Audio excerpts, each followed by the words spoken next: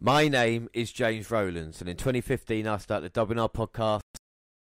Dan White. And for nearly 5 years we have brought you the very best of the network, but it's time for a change. Now we don't just confine ourselves to Vinnie Mac, bring you AEW, Impact, NJPW and all the latest from the British wrestling scene. But we will still bring you all of our old favourites, including NXT and the Big Four events. Tonight we bring you the first takeover event of the decade. The WNR are live.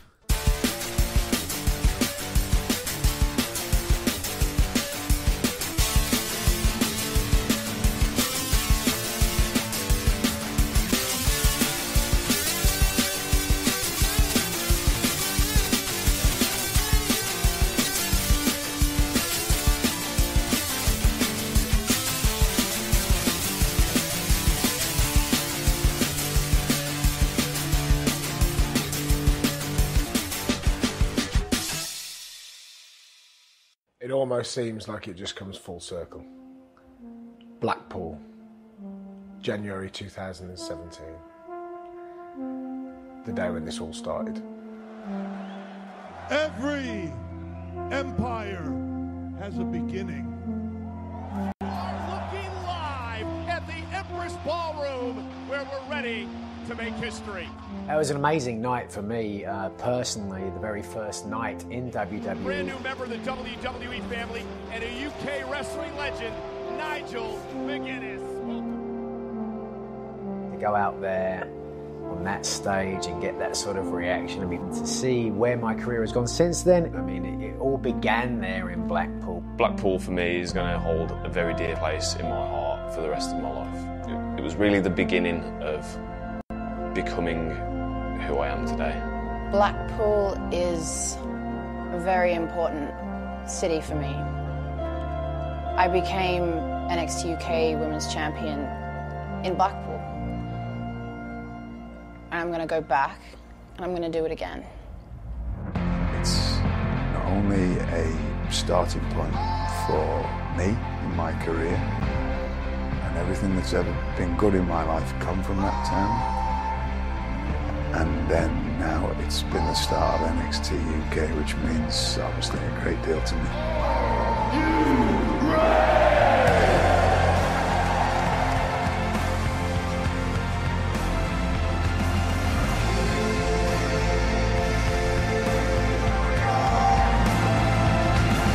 Because here we stand today, NXT UK, the brand that you built, the empire that you started. The landscape of sports entertainment changed in the United Kingdom. An empire began. An empire has continued to grow. And tonight, simply, an empire takes over. On January the 12th, Takeover Blackpool, NXT UK comes home.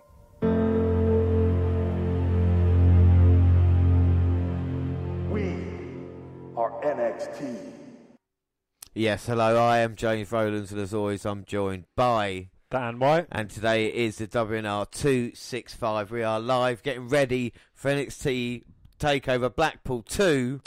Dan, are you excited? I am very excited. Yeah, there's a few good matchups on the cards. I want to see if Joe Coffey can go toe-to-toe with the big man Walter. Without a shadow of a doubt, we'll bring all that with you as the normal stuff that we've got, of course, games and news, and running through the card, through the ultimate intro. And this is a quote about Blackpool. Do you know what it is? Snow, a flaming pyre set adrift in the sea. We could do yours in Blackpool, so all your normal friends can come. And that is it. And like I said, we are excited here today for Blackpool. Like I said, takeover events never let us down, Dan, do they? You know, never. No, we always enjoy what they bring, what they're all about, and you know, everything seems so personal. There's always a reason behind everything, not just matches thrown together for no apparent reason. They've worked for the past, couple of months, building up towards it, making it a big spectacle. They don't overdo too much as well. We get 5 matches, maybe 6 on certain cards. And, that feels the perfect amount. They all get the right amount of time, and it just flows so wonderfully. Yeah, without a doubt, and this is the third UK takeover, and we're hoping it's going to be a great one. And, of course, we get lots of emails from around the world. And, of course, we'll start off now with shout-outs. Yes, well, Nate Patterson's the first one, and Niven versus Storm is a match I want to see. Both of them can kill it. More women's non-title rivalries, please. They are very good. Yeah, without a doubt. That is, you're a huge fan of Toni Storm, aren't you? I am, yes. She was my pick. Yeah. She didn't let me down. But Piper Niven is someone that I'm a huge fan. So if it would be like a battle of kind of both our favourites, I would say. Will it be like Orton versus Rude all over again, James? Because I don't think Niven has a US title that Storm can rip from her cold dead hand. Well, it'll be interesting, but I think people are forgetting about in that match is Kaylee Ray. A great singles match, so let's not underestimate her, you know. And Rad Xavier says people really sleep on NXT UK, and I think out of all the because there's so much wrestling content now, not even with WWE, of course we've expanded to just the wrestling world. NXT UK, do you think it is the forgotten about brand? It is worthwhile, I feel it is the forgotten about son of WWE. It's the bastard son that no one talks about, but always does things that surprise you. Just like you, James. Yeah, I think that's what I mean. NXT UK delivers consistent, good storytelling, and of course the matches always seem to be really, really great. And I think it's a shame that people kind of, if you've got enough time, you know, maybe cut out an hour of Raw and just go and catch up with NXT UK. You know, absolutely. I think it's what NXT used to be before it became all commercial and had to put itself on telly, expand to 2 hours, probably put the pay-per-views over to about 6 hours. And, you know, it is coming up there, you know, towards what NXT UK's possibilities are. Yeah, I think without a doubt. Mr. Spade says Dragunov's got next. Future UK champ right here. Yeah. Go on. I for one, you know, I think he is certainly a future NXT UK champion. He's got the look, he's got the attitude, he's got the moveset. He's, you know, I just don't want them to turn him heel. Yes, I think that would have been the easy way out with him, and I think we've seen a lot of fire and desire from him in recent times. I think which really helps him out as the kind of character, and the fans are really behind him as well, aren't they? You know, absolutely, and I just hope he doesn't become like a Rusev type character, and characters that, you know, like Russians that have gone in the past. Who was that other Russian fella who ended up teaming with Santino? Kozlov. Vladimir Kozlov. I mean, he came in, he was undefeated, he was in title matches, and then he just became a joke wearing bowler hats and just being a complete idiot, which I think kind of ruins the character, ruins the mystique about him. And, you know, you kind of feel that they're going to do that with pretty much every Russian character down the line. I mean, you know, Rusev's involved in this worst storyline ever. Yeah, I think without doubt, I think that is a problem that they get. Hopefully NXT UK gets a chance to kind of not be in that and just create his own character. We've seen a lot of that in NXT UK, and I think another thing is going to go at fans in America, but of course last night's episode was about New Japan Pro Wrestling. We talk about the kind of respect that the fans have. I think NXT UK is the same. I think they cheer the faces and boo the heels. Obviously, there's a chance for organic for another wrestler to kind of build up and stuff like this. But I think when it's like that, it helps it move along more, if you know what I mean. So I think, you know, when you look at Dragunov, like he's not going to start getting booed because he's successful, like it would happen on Raw and SmackDown. You Absolutely, know? Yeah. You know, they call it. Yeah. You know, it's not like the Saudi kind of pay-per-views where, you know, you kind of, it feels like all the people cheering are right at the back in the cheap seats, and you've got all these Saudi millionaire princes all kind of sat there on their phones, not really paying attention to what's going on, just wanting to be on camera and to be shown that they're at the event. Yeah, and I think this is the thing that we're going to see tonight. Like, the fans will make the event even better than it is, and they did it last time in Cardiff. Cardiff wasn't the most spectacular place even, but Blackpool has got a certain, you know, kind of look to it. Next shout out, Kane T. Ware. Said last week's show was another great episode of NXT UK. The main event was awesome. I can't remember the last time I watched a no DQ match where every single thing they did mattered to the overall story. Very methodical. This is the best I've ever seen Wolf in terms of character work. Absolutely. You know, it's you give a man the right creative and he will prove to you that, you know, things matter like that. And again, it's a good storytelling of the European wrestlers that are on the NXT UK brand. Yeah, I think without doubt, I think, and a great email as well, we'll just say, We saw it with Alexander Wolf, he was insanity and we weren't really sure about him, even though he was a good worker. He's come down, the kind of story Dragunov that they've got of like being his mentor, the way he could use the kendo stick was like, oh, this is quite a cool dude, and to be able to lose is the right kind of result as well. Like I said, NXT UK are doing kind of really well at the moment, telling the overall story, which is Gallus versus Imperium at the moment. Absolutely, yeah. It's kind of taken away from British Strong Style, Mustache Mountain and Pete Dunne, kind of put them on the back burner so they don't get put in the front line too much. This is about Imperium at this moment in time. And, it's people trying to step up to challenge them. And again, Gallus, they're trying to step up to challenge someone. And, can they be strong enough to dethrone the current champions and put themselves on the top of the pile? I mean, I just thought this. Is it a weird way? Is NXT UK a bit like you, where it comes to like the main wrestlers? Pete Dunne, Mustache Mountain were kind of the main reason why the company kind of started. These three guys, a bit like maybe the Young Bucks and Cody. And one of the things you said about AEW is like, oh, because these guys are kind of in control, they're going to be on top. NXT UK have done that differently. Like, Mustache Mountain weren't tag team champions, were they? Absolutely. It's kind of not all focused around them. They did use Pete Dunne to kind of get them started and get them hooked. But now Pete Dunne says, look, I've built this up. I've handed the reins over to Walter. Walter can run with this. He's got the fan support. Even though he's a heel, everyone still loves him, despite what he's doing. And Mustache Mountain can take a step back. They're not even in the ladder match. They've got a couple of singles matches to fill out the card, which is, still giving them a place because they are worthy of that place on the card, but not putting them front and centre. And this is the thing, giving people like Eddie Dennis a chance to be on another takeover. All right, next shout out. And you thought that was a great email, James. This one beats it. Bran Hall says Tony Storm looks great with those pants. Yeah, you were saying the same thing though, weren't you? Really? Well, yes, she'd look better without them. But, no. This is a family podcast now. We can't have... Yeah, we very rarely say fuck now. I don't think I've ever said fuck on the podcast ever, for fuck's sake. No, don't be a cunt. Yeah. Oh, now that is too far, James. Yeah, well, we are. We are on a slight time delay, so hopefully the Sensor Man gets in there before... We do live shows at different times, and to do one at kind of 3 p.m. as we're doing it, it seems a bit weird, but we might, hopefully by the end of when we finish the podcast, we'll be able to have we've done a live show at every hour of the day.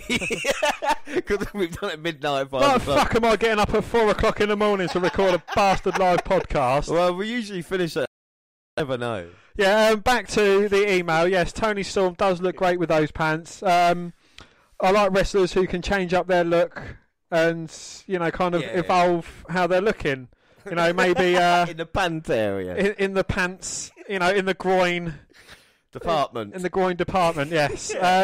No, Tony Storm, she's a great looker. She is a great worker as well. A huge fan of what she does, regardless of her pants. Yes. Should Niven kind of change up her clothes style? Not at the moment. I think the character. Speaking of Piper Niven, though, Jamal says they should let Piper Niven become NXT UK Women's Champion. I think she eventually will. I wholeheartedly agree, and that's nothing to do with predictions. Well, we have already done predictions, but I think Niven will be NXT UK Women's Champion this year at some point. I think absolutely, yeah. That is a very good shout. Hopefully over the year end, nothing to do with predictions. Any more on that subject? No, I mean, it's good that Piper Niven wants to be, I think Piper Niven has shown her worth in the NXT UK. I think Tony Storm has as well, and I think it's going to be a good story. And of course, we're going in depth in that match in a little bit. Next shout out. Well, Kevin Davis says it will be great to see the brand grow now that Shawn Michaels has full creative control over NXT UK. Yeah, this is one of the bits, the news that we're filtering through. Shawn Michaels, like Triple H, is NXT's daddy. Shawn Michaels has now got complete control. Is that a good thing for the UK roster?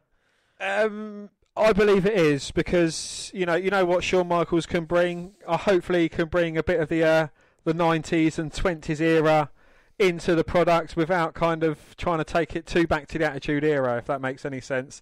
Hopefully giving new, smaller guys a chance, because, Shawn Michaels, being a smaller guy himself, kind of knows what that takes, and not having a huge dominating champion like Walter kind of run roughshod through the whole roster. Yeah, I think Shawn Michaels has one of the most best wrestling brains in the industry. So, for someone like him to be given the reins is absolutely perfect. Yeah, I think without doubt, I think especially since the Shawn Michaels that we knew has kind of matured a lot as well. Like, he is a master storyteller.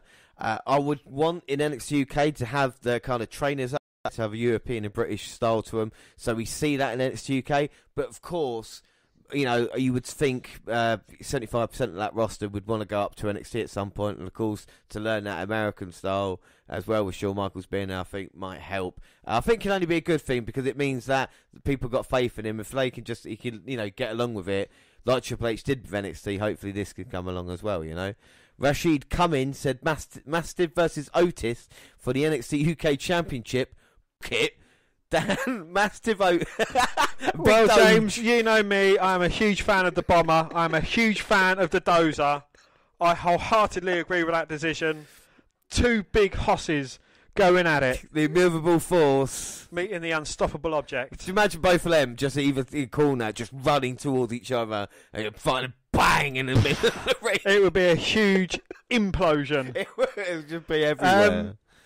Dave Mastiff, he has been around the business for a very long time, and seeing these two guys, I think them two should team up together and become the NXT UK Tag Team Champions as well.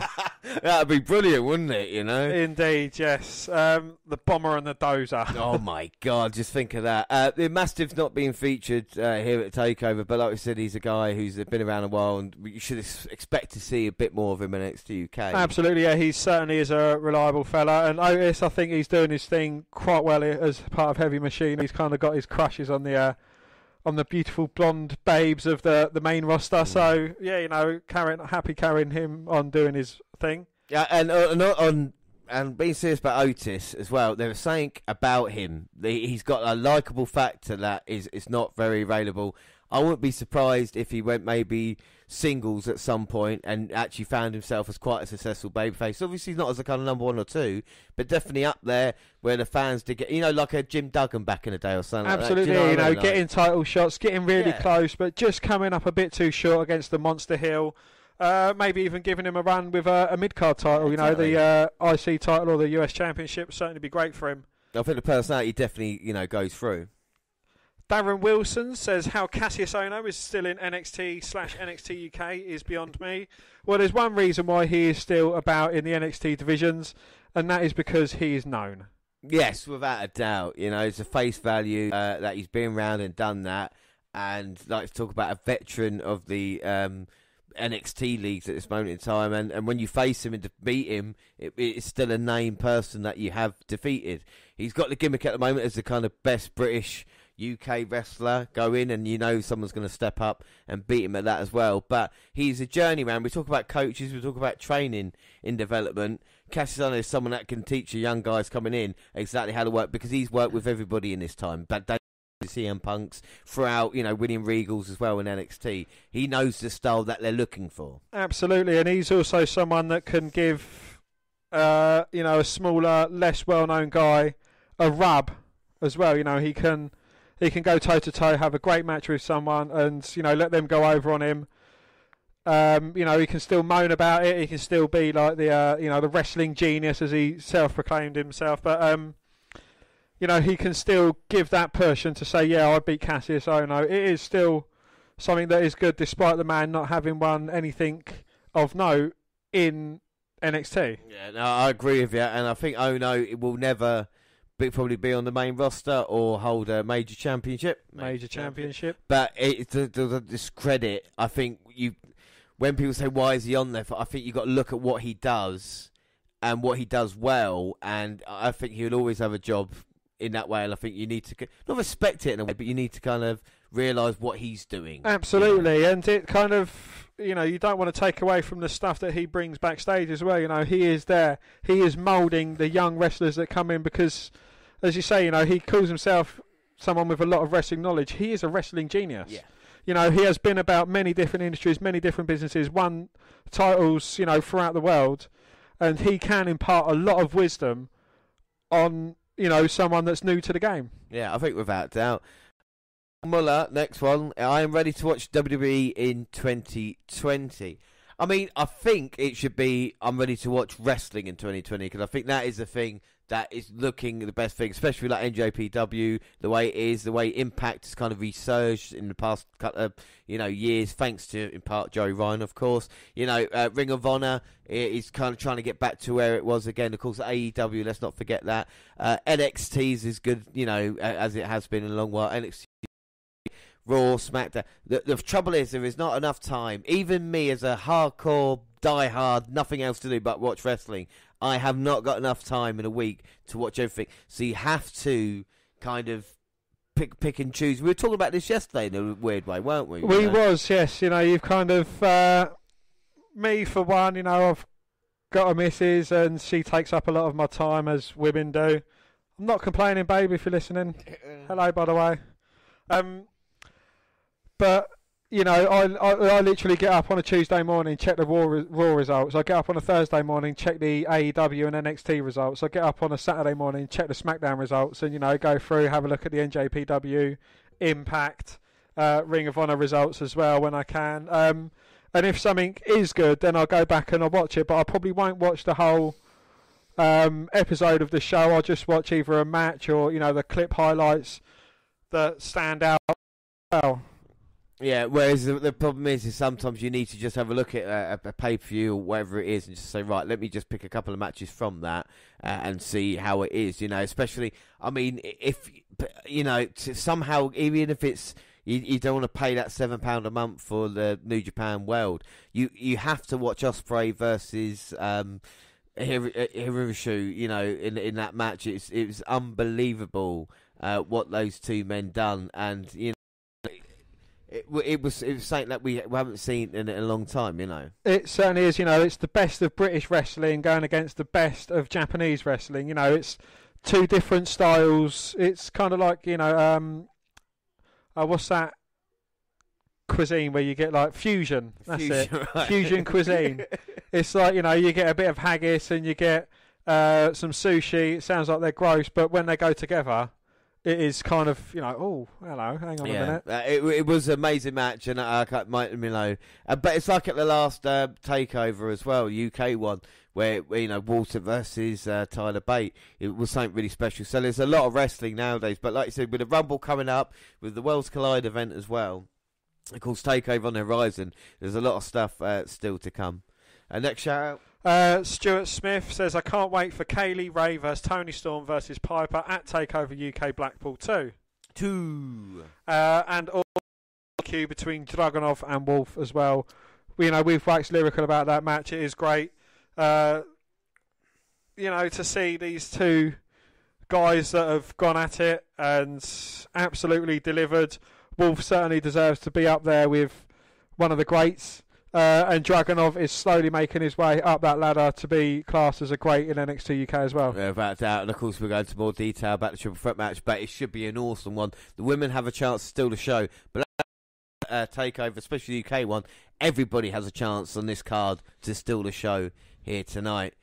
Zion Ray's Sean said, if it was Raw versus SmackDown versus NXT UK versus 205 Live, who would win? Well, it wouldn't be 205 Live. Absolutely not, no. Again, it depends what kind of matchup this would be. If it's the best from Raw, the best from SmackDown, the best from NXT, the best from NXT UK. I think NXT UK would stand in good stead, having the likes of Walter, Joe Coffey. Who else would they have? Probably Morgan Webster Flash Jordan or Mandrews.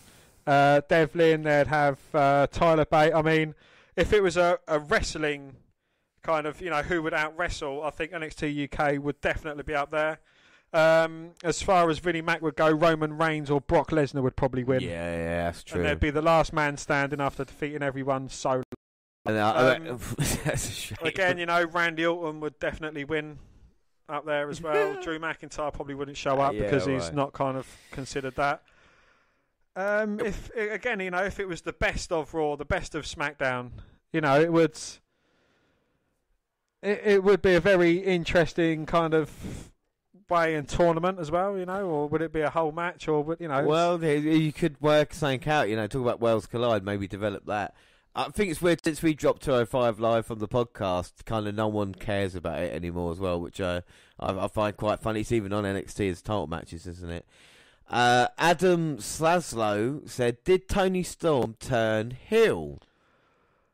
I don't think she has. Well, I mean, she said to Niven to get out of the way because she wanted a one-on-one rematch, and Niven said no. So Storm said it was Niven's fault, and she was selfish, and then the friendship kind of broke up. They kind of had a set two, didn't they?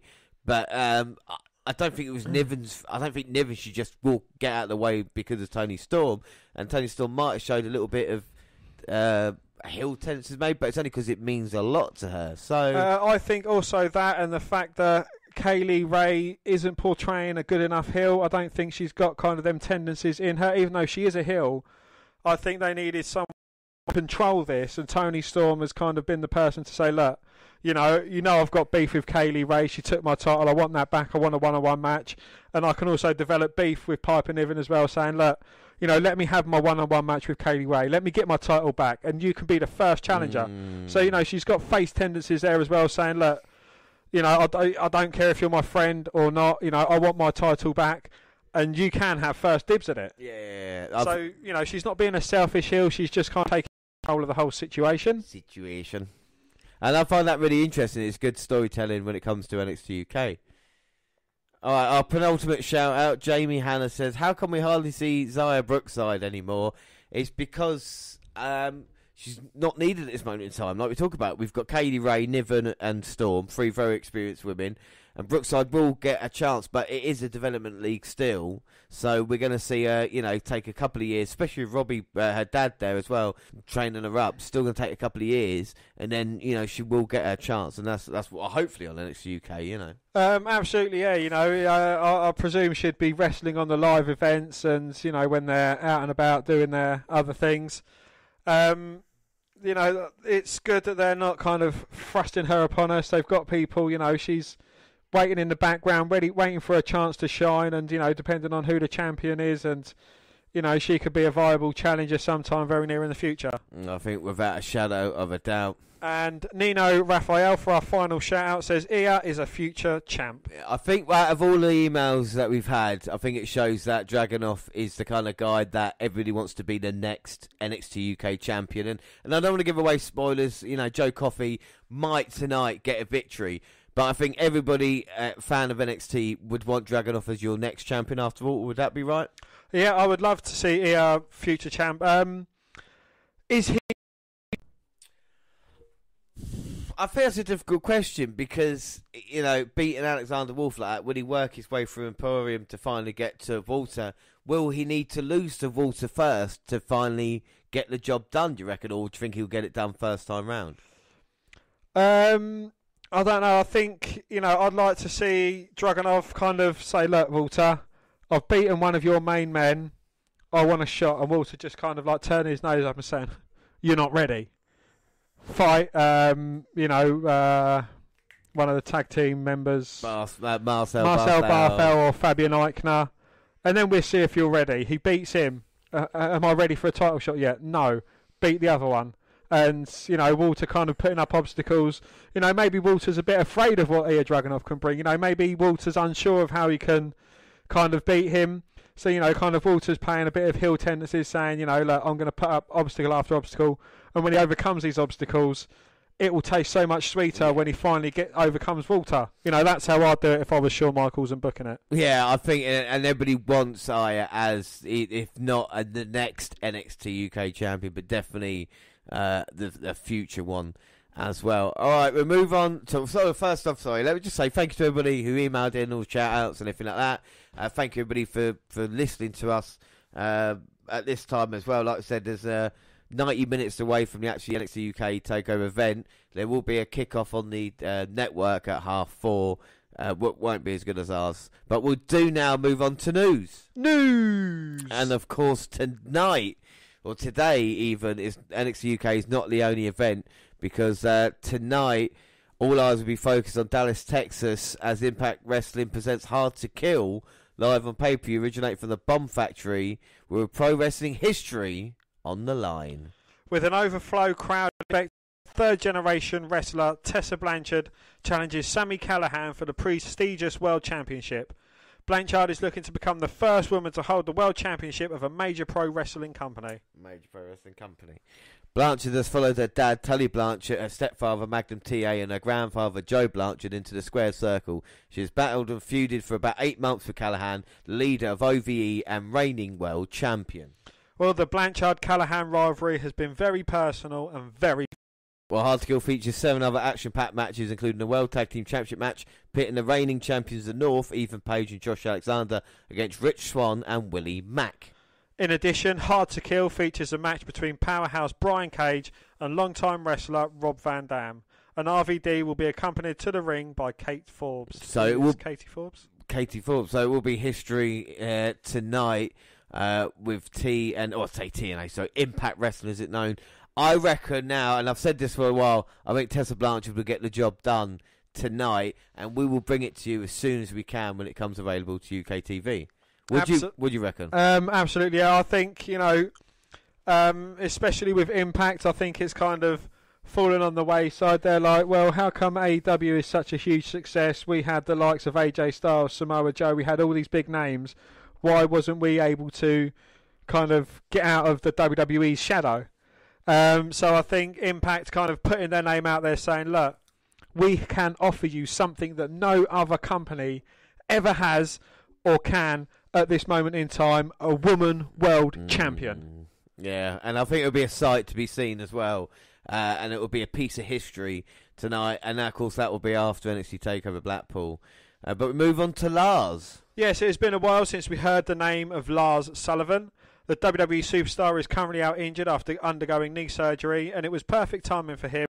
He's just been fined $100,000 for unearthed offensive messages on the bodybuilding.com forum from several years earlier. Messages which were racist and homophobic. But, out of the blue, Sullivan was back in the news and trending on Twitter after some eagle-eyed fans unearthed something else, performing in a homosexual adult videos under the name of Mitch Bennett. Mike Bennett? What? The old photos and videos discovered a tattoo of DM, the initials of his real name Dylan Miley, on his right arm, a tattoo which was later covered up with another design. And while there's nothing wrong about being homosexual, the problem here is that when taken into context, Sullivan was fined and punished by WWE for making several homophobic comments which you do not expect from someone who in the past did perform in such adult-orientated videos.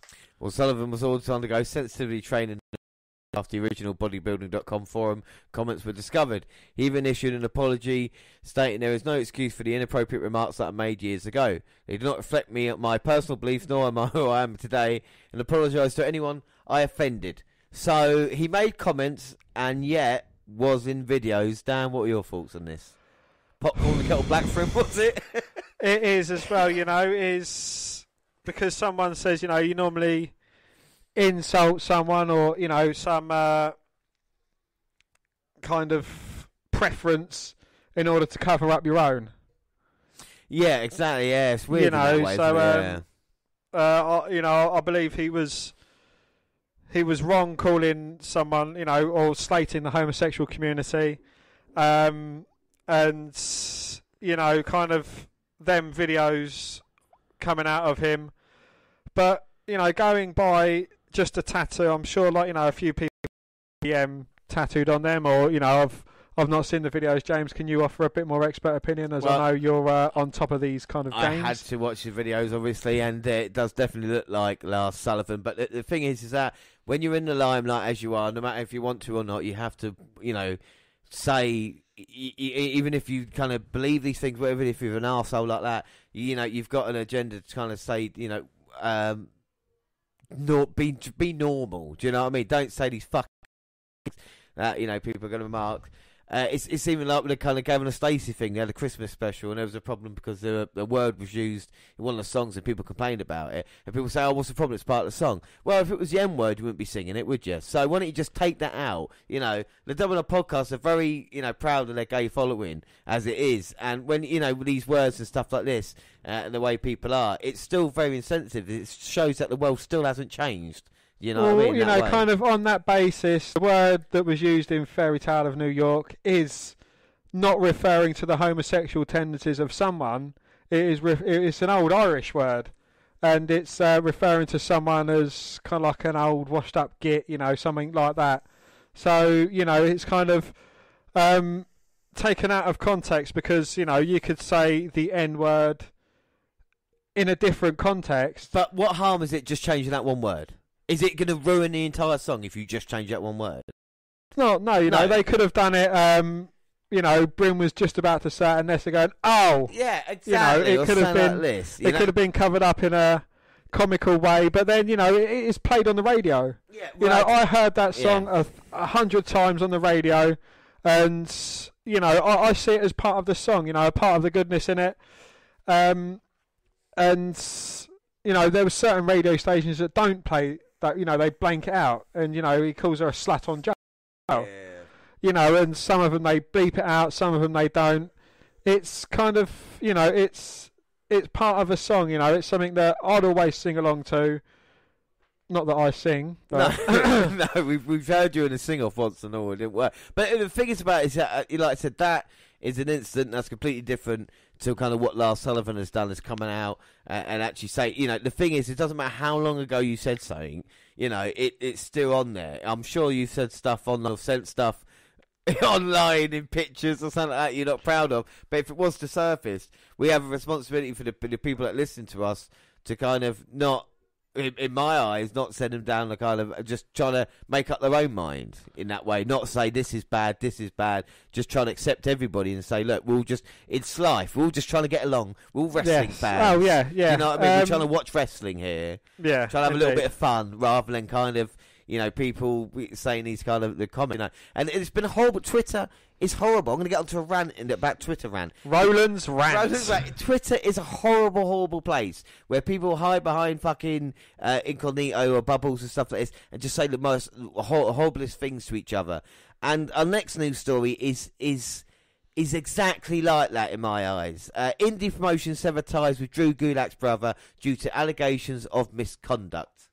Independent wrestling promotion Shikara and the Wrestle Factory released a joint statement this afternoon confirming that they have severed ties with Rory Gulak, the brother of SmackDown star Drew. Well, the statement confirms that Gulak was fired due to allegations of misconduct, with both parties saying to be taken very seriously. Shikara and the Wrestle Factory went on to add that they are cooperating and being transparent with the appropriate law enforcement agencies to ensure the safety of their fans and staff. Okay, there's no confirmation of these allegations of misconduct, but I went onto Twitter, and like I said, it was a shitstorm of what happened. Right, okay. So anybody who's quite insensitive or anything like this, first off, I've got to say, I'm not liable. These are rumours that are on Twitter at this moment in time. I'm not saying that he has done it. Twitter is a way of saying that he's guilty before proven innocent, which is what happens in certain ways.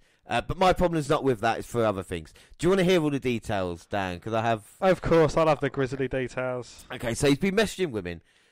Not unnormal. And there's been a few women that have come out and said who messaged them. And, one of them said, I've got a boyfriend. He pestered her a little bit, which is saying that maybe some people do out of accident. And then he was saying, I'd like to hold you down like we do in wrestling. She was like, well, I don't really want to. He goes, I really want to do it with you. Stuff like this. Okay, fair enough, Not fair enough, but obviously that's a problem. And then the next one was a kind of woman that he did meet up with, and he was trying to treat her a bit rough and treat like an animal, so to speak. And then he was saying to her, like, showing her pictures of animals and saying basically, this is what I want to do to you, a bit like bestiality porn and stuff like this. And, again, really fucking weird. Really disturbing. Obviously there's a problem with it.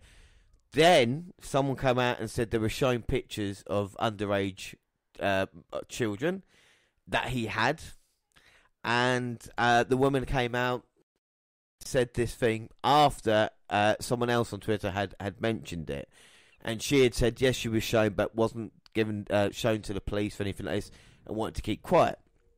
Okay, so whatever allegations against Rory Gulak, that's so at the moment bestiality. You've got and obviously child pornography if it's that bad, which is pretty fucking serious stuff.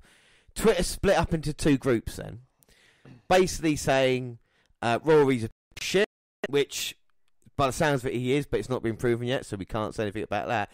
But secondly, having a go at the women who have come out and said something now, and saying, why did you not do anything? Why have you not said anything if you knew about it? Because apparently it was quite a few women that knew. Why have you not done it? You all cunts. You know, people have been scared off Twitter, hate messages and stuff like this. Again, it's what I hate about Twitter.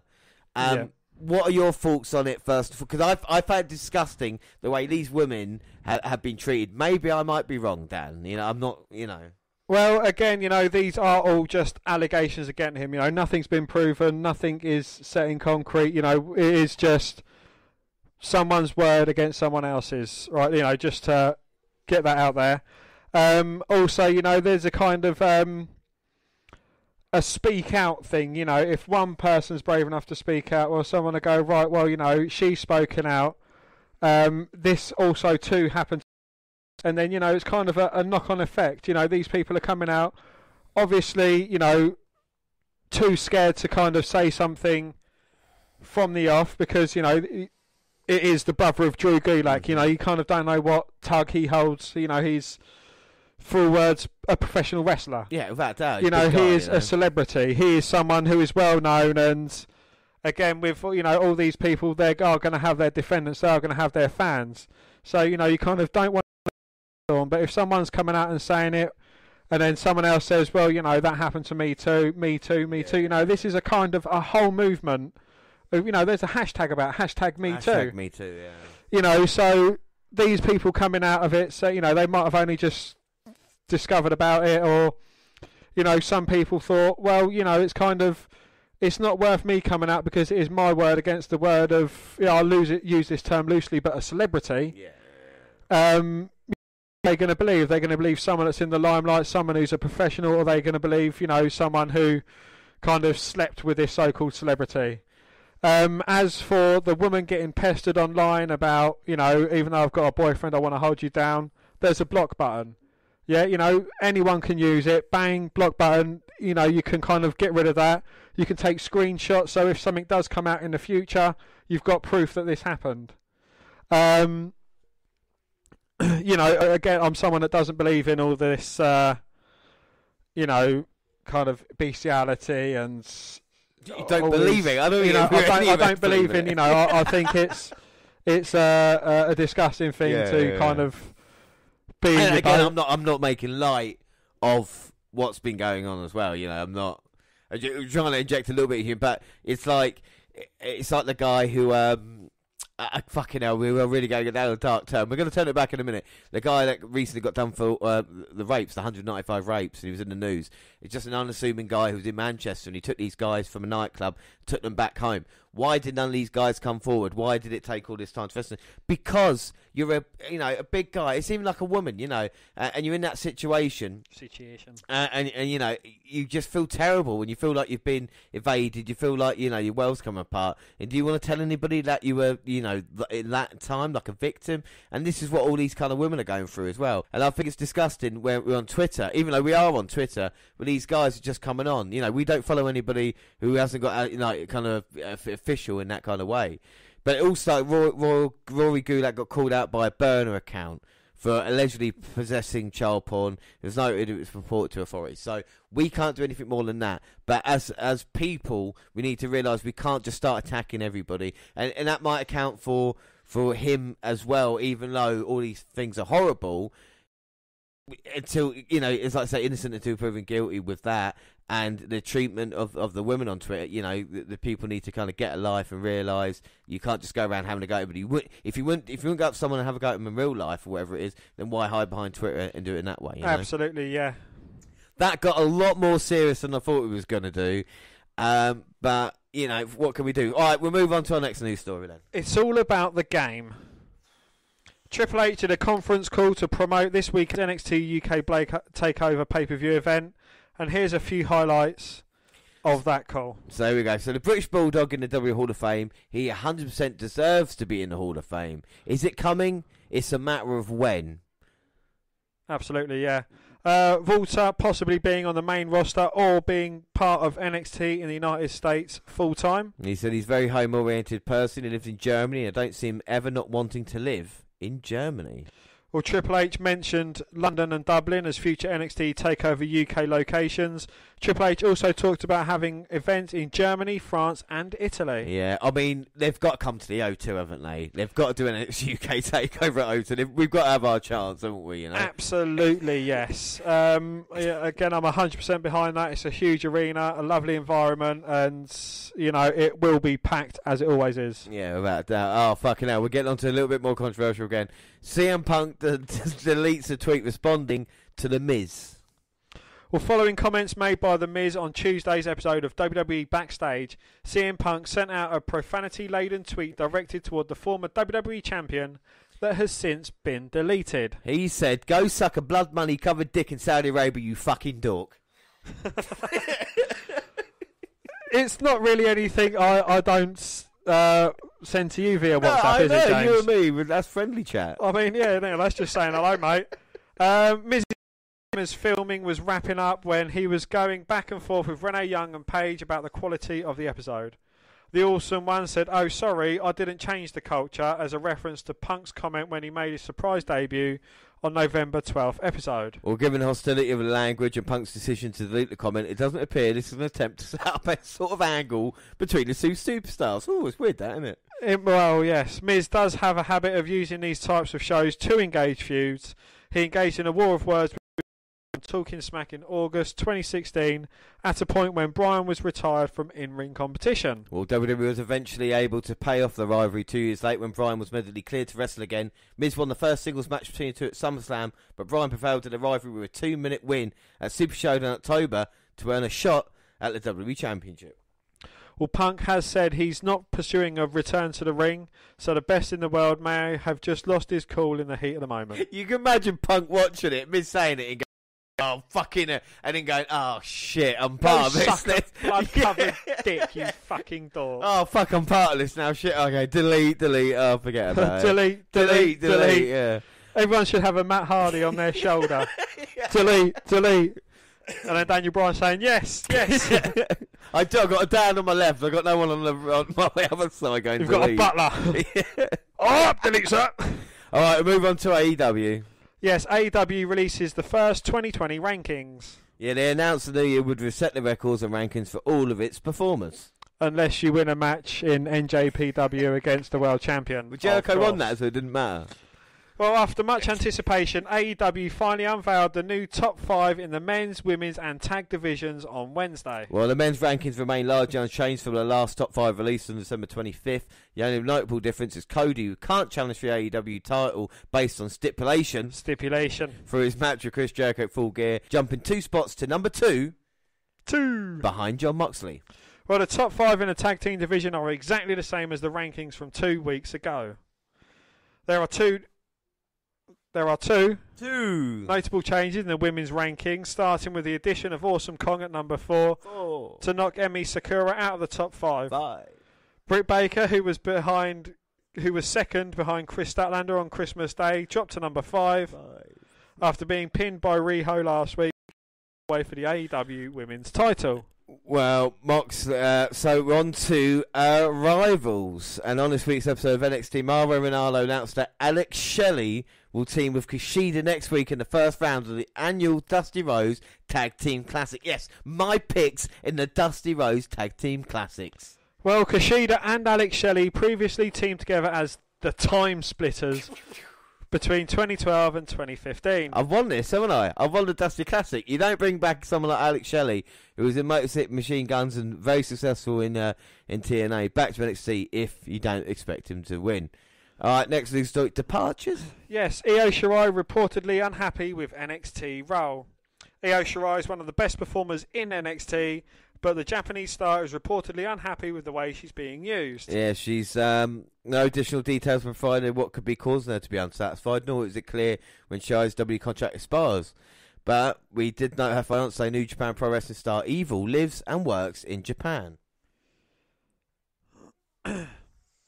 Middleton added Stardom to the women's wrestling promotion based in Tokyo, has a goal of being able to sign Shirai and Kairi Sane to help grow the company's popularity. One potential idea for WWE is to keep Shai and will be promoted to either Raw or SmackDown, because superstars make more money on the main roster than they do in NXT. Well, Shirai had a feud with Shayna Baszler last year in which she was unsuccessful in her attempts to win the NXT Women's title. The Genius of the Sky turned heel for the first time in June when she attacked Candice LeRae following a loss to Baszler. All right, so we move on now to a bit of Magnificent 7 news, and of course we've picked out 7 wrestlers who we think are the best British wrestlers. Dan, off the top of your head, tell me all 7 right now. Zack Sabre Jr., Will Ospreay, Tyler Bate, Pat McIntyre? Yeah? He's actually on that. Yeah, McIntyre's on there, yeah. For? And Pete Dunne and Marty Scurll. How can you forget those 2 guys? Well, Drew McIntyre spent the last few episodes of Raw squashing jobbers like Zack Ryder and Randy Orton. It seems clear that WWE is trying to heat up the Scottish psychopath for something bigger down the line. Some fans even speculate that McIntyre is leading a contender to win the upcoming Royal Rumble match. Fuck, McIntyre's got more chance than Randy Orton has. And or challenging Brock Lesnar for the WWE Championship at WrestleMania 36. And if you believe that, then, well, Father Christmas is on his way to deliver the Tooth Fairy's Lucky Charms. Well, if you tell me that Drew McIntyre was a potential Royal Rumble winner heading into last year's match, wouldn't have blinked an eye because McIntyre was booked like a badass in 2018. He didn't take his first pinfall loss on the main roster that year until December. But something bizarre has happened with McIntyre since that time. He hasn't won a match on pay-per-view since Survivor Series 2018. Yes, that long. I guess playing a generic heel thug, doing the bidding of Shane McMahon for a few months didn't do much help to McIntyre in 2019. No, it didn't. So here's a chronicled listing of McIntyre's pay-per-view matches since he was called up to the main roster in April 2018. Wins can be in bold. Well, we'll tell you what the wins are. This data can easily be found at cagematch.net. So McIntyre and Ziggler defeat the Shield at Hell in a Cell 2018. The Shield defeats Strowman, Ziggler, and McIntyre at Super Showdown 2018. Team Raw defeats Team SmackDown. McIntyre was on Team Raw at Survivor Series 2018. Yeah, Finn Balor flukes a victory over Drew McIntyre at TLC 2018. Drew McIntyre does not win the Raw Rumble 2019. The Shield defeats Corbin Lashley and McIntyre at Fastlane 2019. Roman Reigns defeats Drew McIntyre at WrestleMania 35. McIntyre loses the men's Money in the Bank ladder match at Money in the Bank 2019. Drew McIntyre yet again at Stomping Grounds. Reigns and Undertaker defeat McIntyre and Shea at Man Extreme Rules 2019. Team Hogan defeats Team Flair, Drew McIntyre's team at Crown Jewel 2019. And finally, Team SmackDown defeats Team Raw and Team NXT's Vices 2019. So the final tally is, if you're keeping count, just 2 wins and a staggering 10 losses. 10 for McIntyre, with his last pay-per-view win coming as part of Team Raw at Survivor Series. McIntyre was one of the 3 survivors for his team in that match. One thing that stands out about this list is that it only includes 3 one-on-one matches, and Drew was the loser in all of those bouts. Well, losing streak is why I'm sceptical that Drew McIntyre will win the 2020 Men's Royal Rumble match. It would seem awfully strange to suddenly win such a big match after a winless pay-per-view record in 2019. Well, that doesn't mean McIntyre has no chance to either win the Royal Rumble match or challenge Brock Lesnar at WrestleMania. Roman Reigns is a clear candidate to win the Royal Rumble match, and then McIntyre's name fits in well enough among the next tier of superstars who could win if Roman does not. And WWE needs to find some fresh opponents for Brock, so McIntyre fits that criteria too. Yeah, but it's not going to happen, is it? Alright, so we'll move on to Will Ospreay then. And although Will Ospreay sustained a heel injury at Wrestle Kingdom 14 and has lost to new IWGP Junior Heavyweight Champion Hiromu Takahashi in the past week, there is some positive news to share. Well, he was in action when Ospreay worked an 8-man tag store. Okada, Yoshihashi, Ospreay and Robbie Eagles versus Suzuki, Zack Sabre Jr., Lance Archer and Tachi at New Year Dash. Yeah, Ospreay started out the match but did look to favour his heel a little bit, and we'll bring you New Year Dash for next time we do an update on the Magnificent 7. Alright, Dan, so Let's do a couple of games first, and then we'll move on to we'll have a masturbate afterwards, I feel. So I say a game. So we always do it for live. We've got the WWE magazine in front of us. Do you mind opening it up, having a ride through, and then telling us the contents, please? Okay, well, are we going to pick it one after one? Yeah, we'll do one after one. We can hear the rustling. Right, I've got the magazine open. Yeah. Right, close your eyes. Okay, dip your hand inside me, rummage around, and pull something big out. Think of England. Oh, not so deep, James. You're splitting it. Oh, wow. Yeah, that's your... I've got the man, and it's Becky Lynch pencil and erasure set. Wow. Wow, I can do a lot of erasing with that. I'm going to have a rummage. I have got some John Cena Never Give Up armbands. Oh, my. Do they fit you? I want to see if they fit. I doubt it, but whilst you have a little rummage around... I'll have a rummage, and you'll have discover your next present. You can fit through. Oh, there's loads of gifts in here, so we should be alright. Oh my God. I've got a Miz fridge magnet. I can put a photo there and have him on my fridge right now. My God, that is one of the best presents I've ever had in my life. Dan's just trying on the John Cena wristband. It goes round my wrist. Wow. But, the way John Cena has it, he has it around his bicep, doesn't he? But you've got huge biceps. I don't think they'll fit round there. Got 16.5 inch. At least pythons. 25 inches. No, it doesn't get round. Ah, that's a shame. My guns are huge. Alright, stick your hand in my bag. Oh, was it wet? I have got a wearable Rey Mysterio mask. James, I know you don't like looking at my face. Wow. You can... If it fits, best present ever. Oh my days, it's tiny. No, it'll fit on you. See if it'll go on there. Go on, let me have a look what I've got. I've got a poster, ladies and gentlemen. Oh my God, it fits you perfectly, the Mysterio thing. Who's that jumping out the sky? It is me. Where's Dan gone? That's just Rey Mysterio sitting there. I have got... Wow. A Kevin Owens poster. On the back of it, right, there are 4 legends, Dan. 4 legends. Can you name the 4 legends that are on here? Stone Cold. No, 80s legends. 80s legend. Hulk Hogan. No. Andre the Giant. Yeah. Ultimate Warrior. Yes. Macho Man. Yes. British Bulldog. No. Bret Hart. No. You've got to beat him to be Ric Flair. Yeah, look. That's a pretty cool poster actually with those 4 on there. That is actually a lush poster. The 4 on there like that. I guess it's a part of a bigger set. And I think that's it for our magazine time. Oh. Well, that's what we do on the podcast. We like to fuck around. All right, Dan.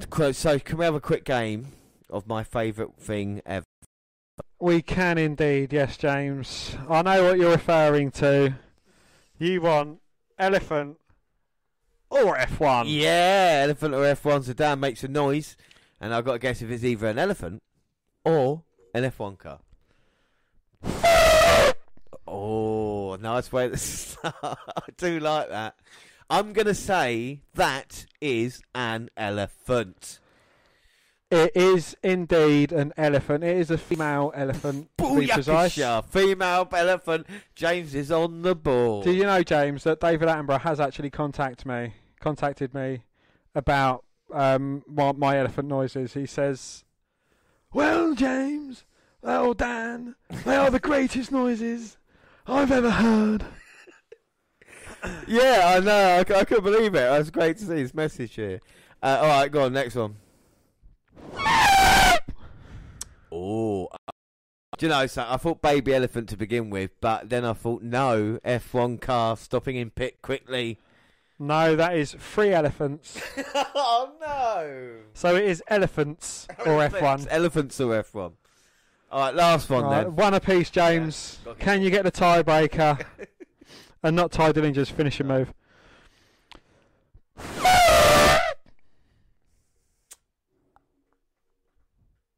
F1 car. James, I would love to say that you have got the victory over me. But I can say you have got the victory over me. It was indeed an F1 car. Ooh, booyakasha! F1 car. Yes, well, that is our games overdone with. Right, so there is an hour till Takeover Blackpool. And, I mean, we have got a mass debate, but we'll say we want to run through the cards and go through the schedule, and we kind of want to be done in half hour. So we'll have one mass debate. We've got 5 to pick from. Don't say them out loud because we'll reuse them again. So pick one of these mass debates, Dan, and we'll have a quick one. Oh, and by the way, explain what mass debate is as well. A mass debate is James has chosen a couple of subjects quite similar, and we both choose a side and we kind of defend our side and prove kind of why the side we have chosen is greater than the other one. If successful, the other person admits defeat and kind of sides with the other person, basically. Yeah, I mean, it's fair enough, isn't it? So, makes all the sense in the world. So which one are you going to go for? I am going to go for Niven or Storm, and I'm going to go for Piper Niven. No! You're not going to Piper Niven. All right, start me off then with Piper Niven. Well, James, the main part is NXT UK. And where is Piper Niven from? Yes, James, the UK, precisely Scotland.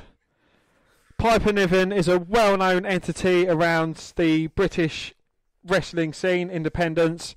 She is an amazing talent, and especially, from a, want to use your phrase, a huskier woman.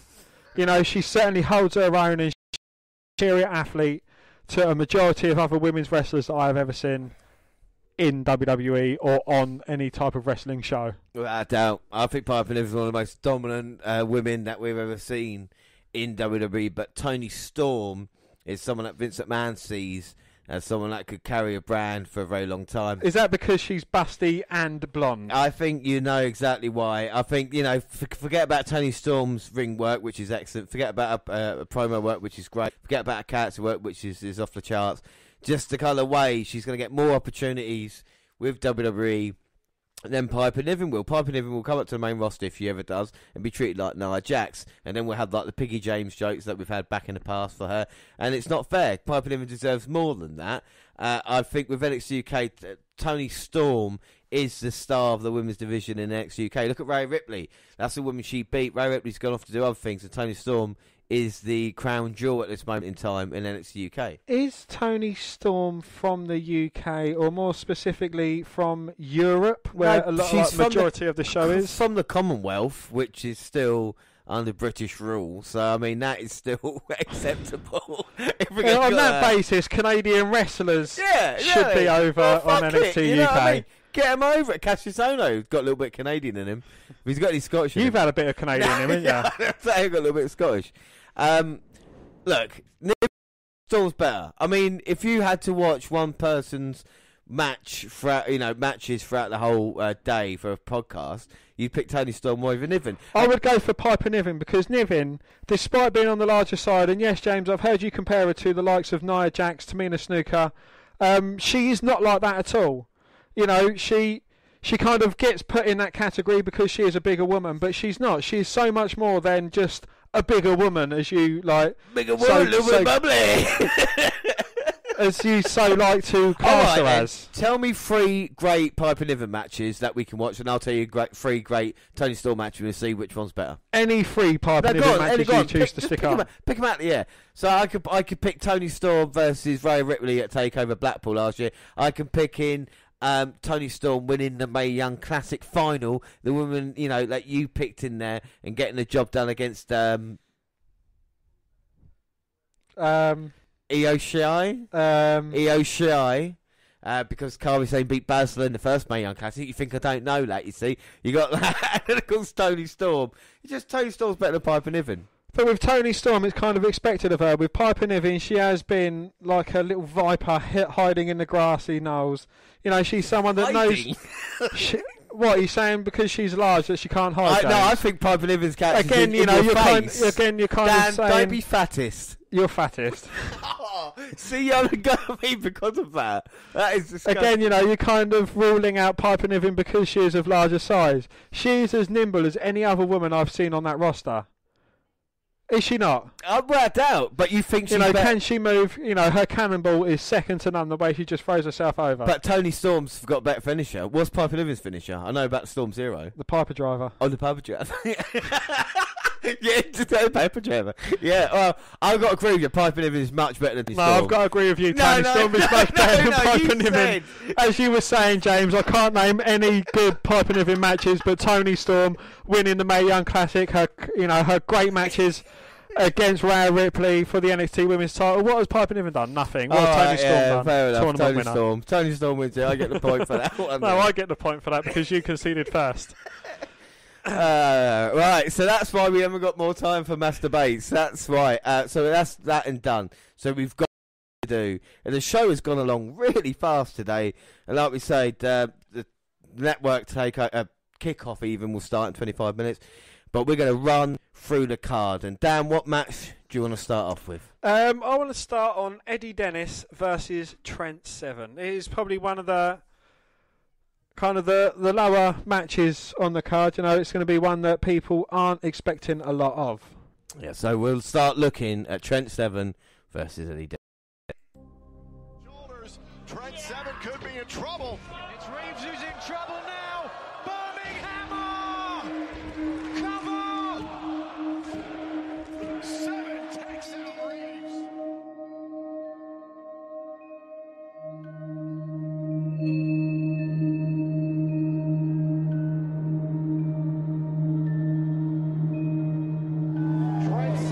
Celebrating with the NXT UK Universe. And the Trent 7 are the live and in full force. Oh my God. That's Eddie Dennis. We haven't seen Eddie Dennis on NXT UK in months. A long time. Dennis has been out with an injury. You could say Eddie Dennis is somewhat of an outsider. Eddie Dennis hasn't been seen around the UK PC. He's been rehabbing, but he's been in isolation. How he's feeling, what he's been going through, not many people know. Why he's seeking the attention of Trent Seven, I'm sure not many people on this earth know, but I'm sure Eddie Dennis does.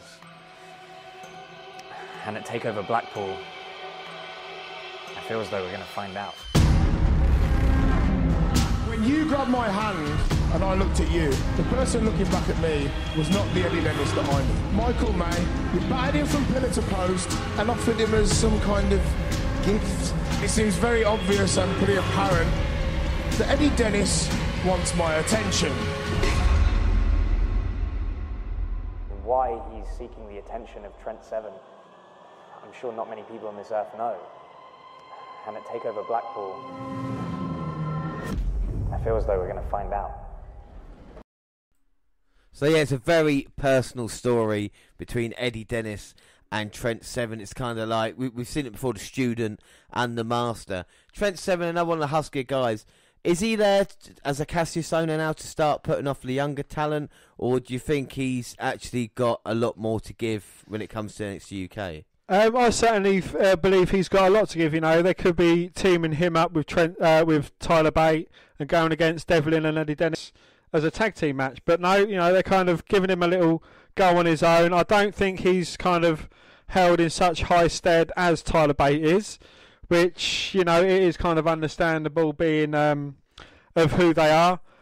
Going against Eddie Dennis, his former student. I think that is great. Someone, it's kind of Eddie Dennis trying to garner his respect from his former tutor.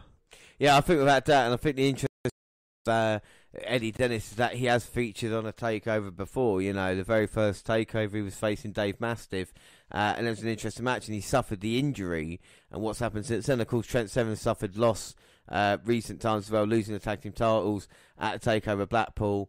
And since then, kind of being the forgotten one out of the British Strong Style, the kind of weak link as it was. And I think tonight at Takeover, Seven's got a chance to prove to everybody, especially Eddie Dennis, the business that he means and to try. I think this should be quite a hard-hitting match, And Dennis has a point to prove. If he doesn't do well in this matchup, that might be it from NXT UK, because the roster's so strong and so many people, like Noam Dar's not at a Takeover, and you've got, you know, other people like this who deserve a shot, even Ligero, and he's not on there, is he, you know? Absolutely, yeah, and the former mathematics teacher, he certainly has a lot to prove, especially going against Trent Seven, who is, you know, in his own right, a brilliant worker. Yeah, without doubt, Trent Seven is one of the best, and it's kind of shame he kind of gets forgotten about. But I think tonight, you know, can be a drag-out brawl, and hopefully Trent Seven starts getting treated a little bit better on the NXT UK roster as well. I think a statement victory. I think for Eddie Denislow, it might be time to take stock, and he might have bitten off more than he can chew, really, I think, when it comes to that. But it's a very interesting matchup that we've got here at NXT UK. The next match we're going to look at is probably one that I'm looking forward to more than any. And, of course, that is the NXT UK Women's title match. And it's Piper Niven versus Toni Storm versus Kaylee Ray. And let's not forget, this has got a lot of personal build-up and animosity in this match. We have this silly little saying, it's two wee deers. And it basically means, if you're in, I'm in. Wherever you go, I go. And that's just the way it always has been, whether it was working for certain wrestling companies or deciding, no, we don't want to work for these companies. You know, if you make the call, I'll stand by you. And that's the way that we worked. And luckily enough, we both got the call to come to NXT UK. And for the first little while, like, everything was going amazing. You know, everyone's getting on so great. Tony was there as well, and the three of us spent so much time in the UK and Japan and everywhere together, and just the three of us really bonded over that, you know. And so things were great, the three of us together again. Slowly but surely, as the months go on, I'm starting to see the differences. And I don't know if it was like a competitiveness or somebody needs to be the alpha or what it is going on, but I just started to notice that my two friends just got further and further and further apart from each other. Piper Niven has been one of my best friends for years, for a very long time. A girl that's been like a sister to me, someone who's really helped me. But so was Kaylee Ray. Kaylee Ray was exactly like that. She did all the same things. So who can you trust, really? Can I trust Piper Niven? I couldn't trust Kaylee Ray, could I? They're all the same. Everyone's the same. All I've got is me. I should be really happy. It's my first takeover, and I'm standing in the ring with what should be my two friends, but that's not my friends anymore. I don't know who these people are. I'm going to be in the ring with two strangers, because I don't know those girls. They're not my friends. Lot to talk about in the triple threat for the NXT UK Women's title. Of course, the former champion, Toni Storm. The question is, where does her head lie? I mean, you could make an argument the reason she lost the title in the first place was because Kaylee really got inside the champion's head. See, I've known Toni for a long time. You were just a little girl. Your own father realised how worthless and pathetic of a human being that you would turn out and abandoned your... For Kaylee, what I think is the worst part of all of it, she's taken all that friendship and love that the three of us have had for each other for so long, and she knows exactly what she needs to do to turn that around and use it to hurt us, to the both of us, and I don't think she'd stop at anything. I don't think she's just become this horrible, manipulative wee cow. I found a way of getting what I want, and it's not looking out for any of yous, it's looking out for me. Being NXT UK Women's Champion is everything to me. And then it was just taken from me. By someone I thought I could trust. A friend I once had, someone that turned their back on me. That also stings. It's clear that ever since she lost to Kaylee that she just isn't the same person anymore. I don't need your help. I don't need your help. I just need my title. Stay away from me. So at Takeover Blackpool, I'm going to need you to step aside from this championship match. I'm sorry, but the answer's no.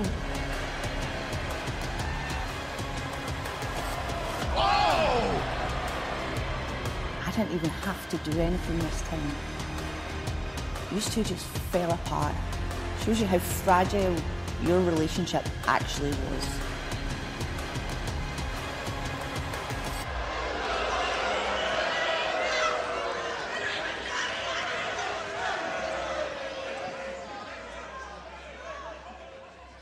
Unlike many people, I don't have anything else, and I'm not afraid to say that it does define me. They don't need this as much as I do. Nobody needs this as much as I do. It's the same when you commit yourself fully to anything.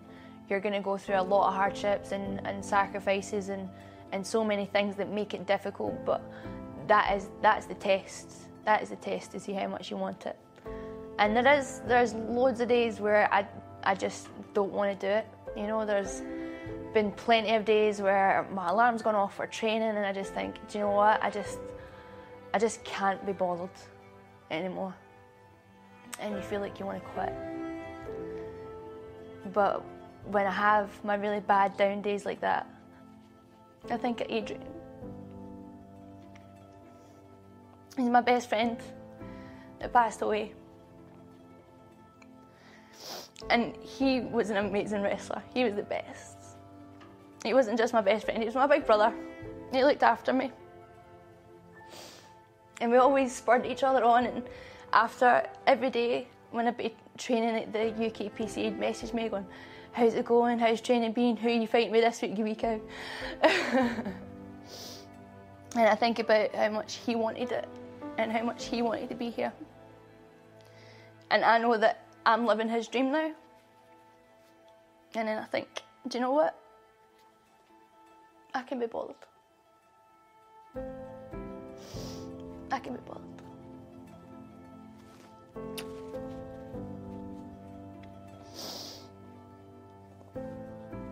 These nameplates don't say Toni Storm, they say Kay Lee Ray.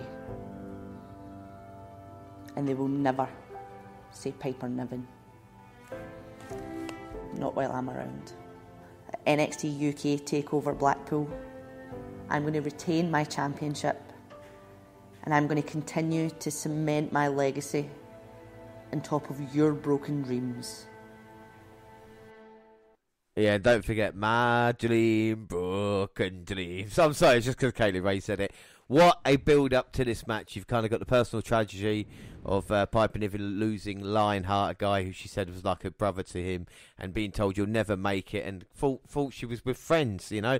These three women went around Japan and around the world together, but you can see Gold there kind of getting in the way of what they've got, with Toni Storm saying all it means, all I care about is being the champion. That's all I've got nothing else. That's what I need. Kaylee Ray saying, look, Toni Storm was champ, but Piper Niven never will be champion as long as I'm holding the championship. And of course, Niven wanting the gold for redemption. It's a fantastic story, isn't it? It is as well, yeah, and it depends on kind of how they're going to play this out as well. Are they going to give the redemption story to Toni Storm? Are they going to give it to Piper Niven? Or are they going to let Kaylee Ray run roughshod through the women's division? I feel that a Niven versus Kaylee Ray one-on-one match might mean more. I think Toni Storm is ready to go up to NXT now. I would love to see her go face-to-face with Rhea Ripley or someone like that. And I think with Niven and Kaylee Ray at the next takeover could tell the story of Niven finally getting redemption that she needs. You know what I feel about triple threat matches? The champion always has the advantage, even though they sadly haven't. Will Toni Storm surprise us all and win it for some time? There are a lot of possible outcomes, because the way I see it is Toni Storm and Piper Niven are going to kind of make it about each, you know, they're going to make it about each other. They're both going to team up, take out Kaylee Ray, and, you know, one of them's going to be in a pinning predicament. The other one's going to drag them off and say, no, it's not your time just yet. And that's kind of how these two women are going to go. They're eventually going to become, you know, they're going to come to horns and, you know, kind of take everything out of each other. Kaylee Ray could then possibly swipe in and snoop the pin. Just pick the bones, yeah.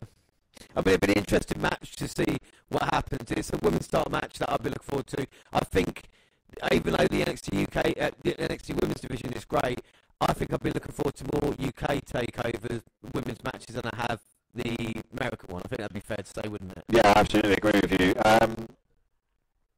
you know, all three women, they could probably hold the women's championship. You know, let's not, you know, take that away from any of them. Who they give it to, that's a completely different question. Yeah, no, of course we've got predictions, but it's very interesting. Like we said, every match, you know, if like we talked about Eddie Dennis earlier versus Trent Seven, if Eddie Dennis was to win, you could see that happening, because Trent Seven kind of, you know, the older lion losing to the younger one, that could possibly happen. The women's championship match, it's all, you know, up for grabs, isn't it? You know, you don't know which way. Tony Storm could conceivably win, and Piper Niven could, and it would make sense, and the same with Kaylee Ray as well, you know. Absolutely, yeah. And moving on, I think a match that kind of speaks for itself. There is only one way this match can go, and that is Bate versus Devlin. NXT Takeover Cardiff 2019, the biggest match of my career against Walter for the WWE UK Championship, and I lost.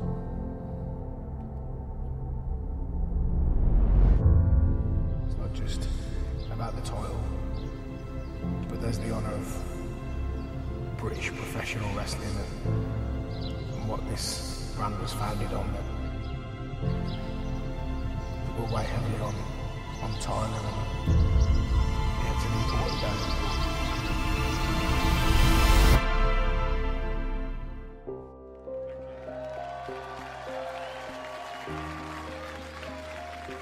So UK Takeover proved to be one of the hardest, toughest nights of my entire career.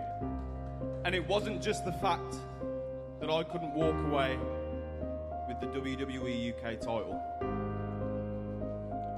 It's that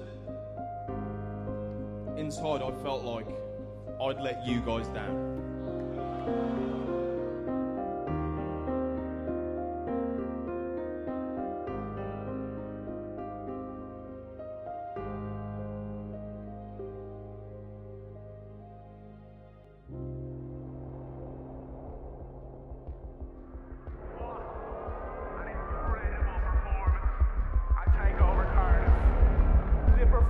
Of a lifetime.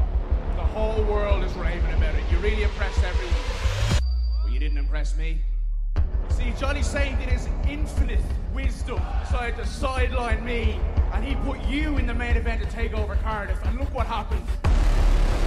You failed. Miserably.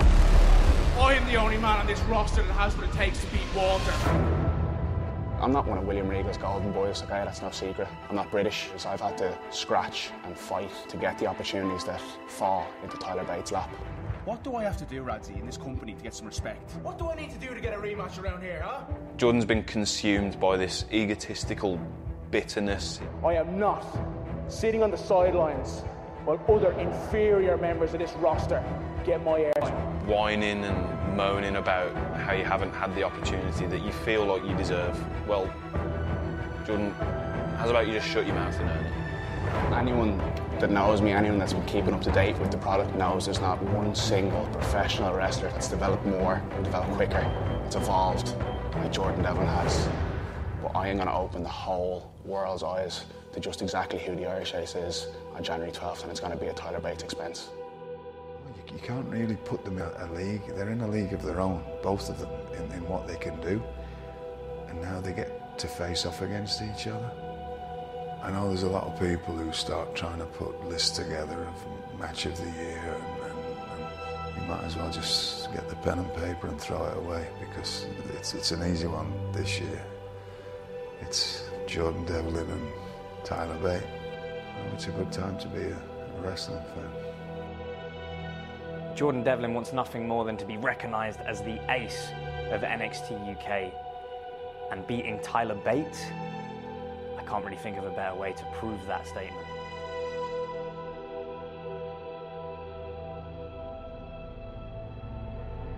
I know just exactly who I'm getting into the ring with. I know how good Tyler Bate is. I know everything that kid brings to the table. I know how much he's developed over the last 2 years. I know the kind of man he's become. I'm not saying that he's not good.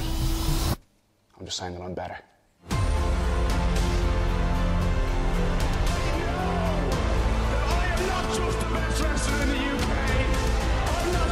Wrestler in Europe, that I am overpowered best sports entertainer done letting people down, and I'm finished letting myself down, more important. Because Jordan, at Takeover, you can't hide behind your ego. You can't hide behind your words, your trash talk. I want you to bring the very best that you have. It's time to see if you can live up to your own hype.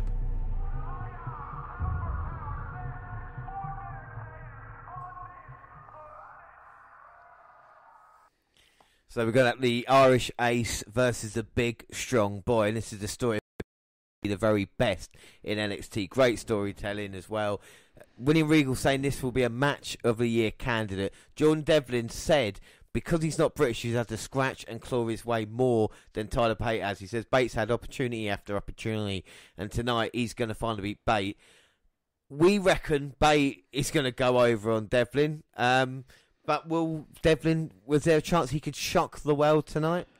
Personally, I don't think so. You know, you can tell that NXT UK is firmly behind Tyler Bate. You know, he is a big, strong boy. He is a great performer. He's someone that, despite being taken out of the title picture for now, he is still someone very much in the running for it. Yeah, I think without a doubt, and I think the story told of him coming up short against Walter, we talk about redemption again, it's there for Bate to prove that he's still on top and deserves an opportunity one-on-one again with Walter. Devlin is saying he's the only man that can do it.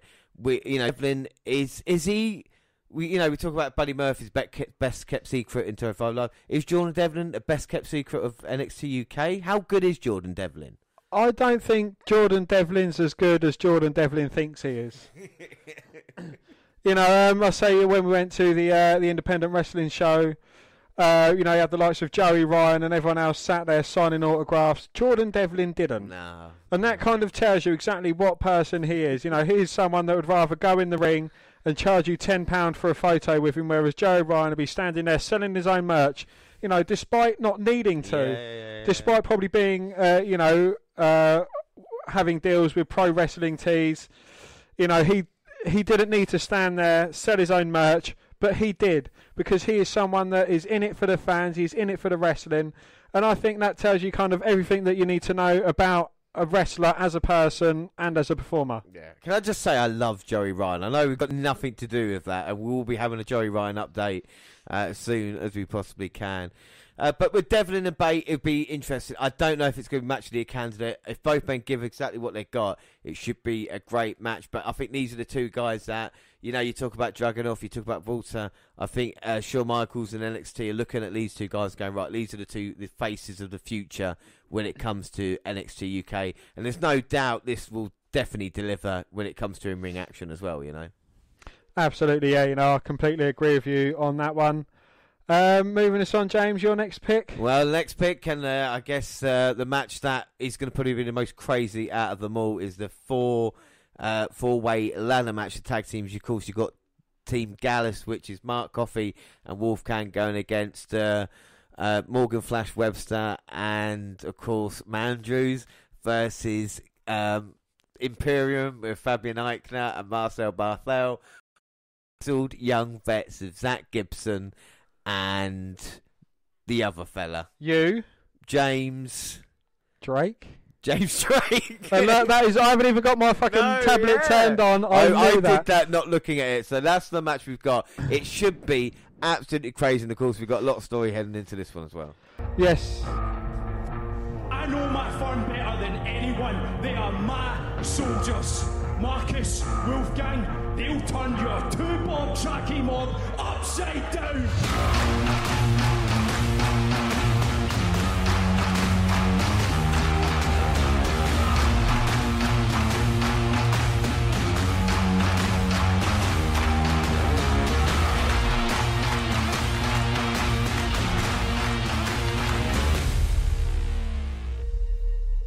This is a turf war. The firm known as Gallus consider NXT UK to be their kingdom. It's about who rules the land. And at Takeover Blackpool, we're going to find out. We've been itching to get at Imperium. Joe is dying to get his hands on Walter. I'm dying to get my hands on Marcel, so is Marcus, Fabian, Wolf. We were even happy to take him 3-on-4. Numbers don't matter us, we're just choking for a fight. And fair play to Ilya for stepping up and joining the Gallus firm for one night. The boy took an absolute kick and he didn't deserve it, but that's how Imperium like to play. And then a couple of weeks later, Marcus is the thing, they're taking liberties with him. We had to get our doctor called down to the referee to check on him. But he wasn't going to give up. I wasn't going to let the match end like that. You think we're going to give in against Imperium? Do you think I've forgotten what you did to me now? You've taken the last 3 weeks away from me. I've spent weeks in physiotherapy and MRI machines and that. No, I'm not forgetting about that. This is our brand. We're fighting for our brand, our titles, our kingdom. The tag team division here in NXT UK has exploded in the last 12 months. It's from day one when we started, we were unstoppable, undefeated. And then we went into Takeover Blackpool. The critics, the fans, everyone seemed to be suggesting that it was a foregone conclusion. Mustache Mountain, they were going to be the first ever tag team champions. The only people that seemed to know the truth was us. We're the best tag team in wrestling today. Tag team wrestling is 2 wrestlers versus 2 wrestlers. Sid Scala and Johnny Saint have always had a problem with us. The second they get an excuse to throw a 3-way tag match together, it was just an opportunity to take the most prestigious tag team championships off the Grizzled Young Veterans. At Takeover Cardiff, we threw caution to the wind. We took risks that we wouldn't normally take in a normal match, and it paid off. We became the first ever Welsh champions in WWE history.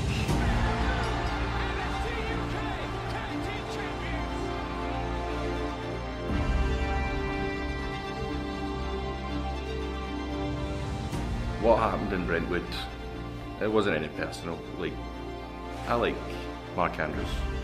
We go on with Flash. But that could have been anybody under my boot. Didn't matter if it was Flash or Mark or Gibson or Drake or Marcel, Fabian, Kenny, Amir. You had something that we wanted. Sorry, but that's the way it is. What is going on? They're in the titles. Where's Andrews and Webster? Now we got 4 tag teams in the ring. Wolfgang, Andrews over the top. These championships will not be disrespected any longer.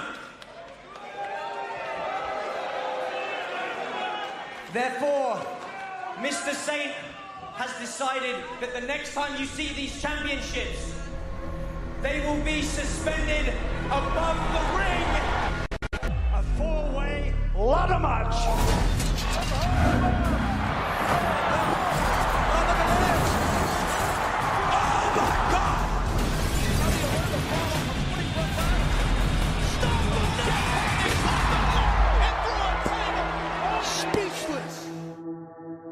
It is not just your precious gold that is on the line.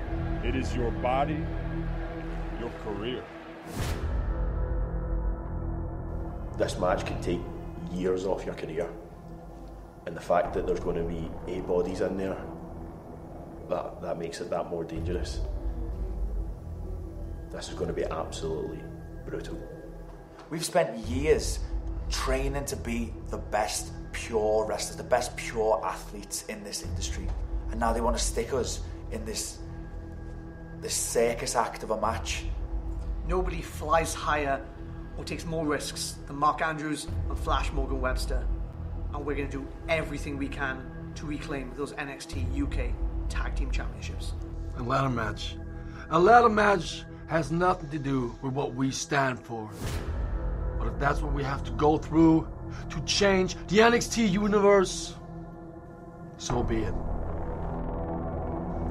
It is just a matter of time until we have all the gold. So is it a matter of time before Imperium have all the gold? Dan, how do you think this match will go down? I don't think they're going to try and reuse the story of what Undisputed Era are doing in NXT. I think, WWE are a lot cleverer than that, especially with Michaels and Triple H in charge. They're not going to replicate something that's working so well in one company to try and take it to another. I think it is going to be a very exciting, very energetic match. You've got kind of like the smaller guys, Webster, Morgan, Flash and Mandrews with James Drake in there. You've got, the few powerhouses, Eichner, Barthel. You've got kind of like the other guys as well, sprinkled in there for a bit of difference. You've got not James Drake, Zach Gibson, Wolfgang and Mark Coffey as well. They're all going to have their own separate roles to play in it, and I think they could come together to create a very good match. I think without doubt, I think they could have some. In Wolfgang could do some big bumps, but especially with Morgan, Flash, Webster, and Mandrews in it, you should hope to see some incredible stuff. Their triple threat ladder match that they had, their triple threat tag team match they had at the last Takeover, excluding Imperium, was fantastic. This should be just as good, if not better. Which way do you think it's going to go then in this match? What team do you think might end up out on top? I don't think Imperium are going to win it. And I don't think that the Grizzled Young Vets are going to win it. I think it is a toss-up between Mandrews and Webster Flash Morgan, because, they're really liked. And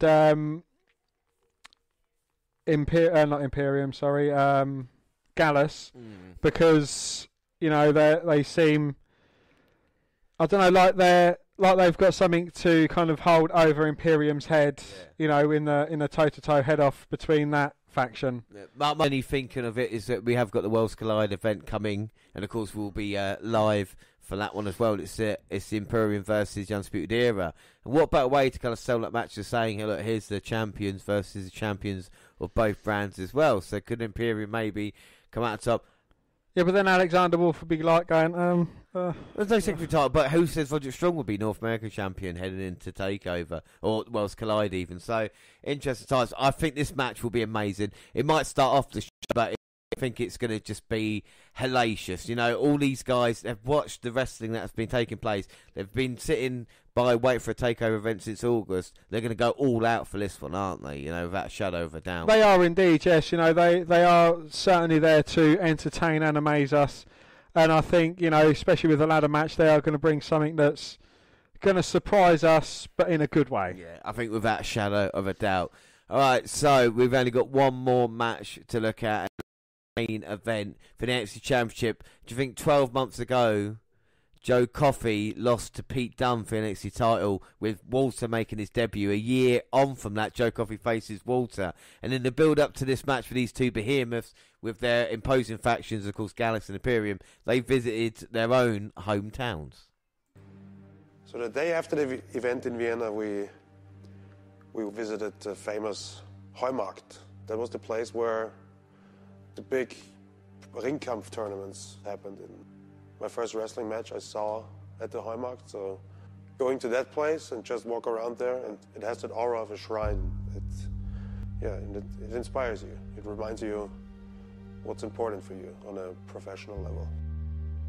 The wrestlers who came here to compete were focused athletes, gentlemen. No, not like drunk hooligans, and like gentlemen. I don't care about being in a street fight. I'm a professional athlete. And I think what Joe Coffey tries to represent, he wants to represent hooligan culture. It's like, if I would be a teenager and I want to impress my friends, that's what I would do maybe, right? But also, can I blame him? He's not aware of a rich history like I am. Like, to think about it, what's a heroic thing in Scotland? William Wallace, I guess, right?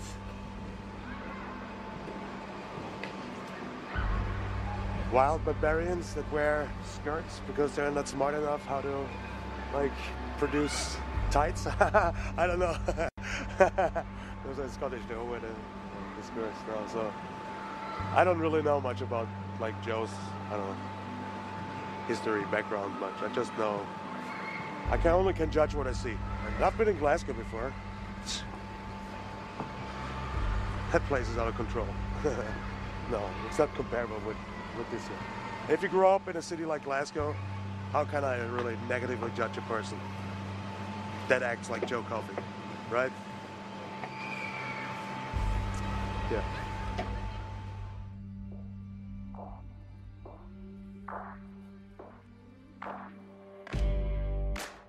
NXT UK Takeover in Blackpool in January. But more importantly, they're all Celtic fans. In fact, they're normally up in section 108, I believe.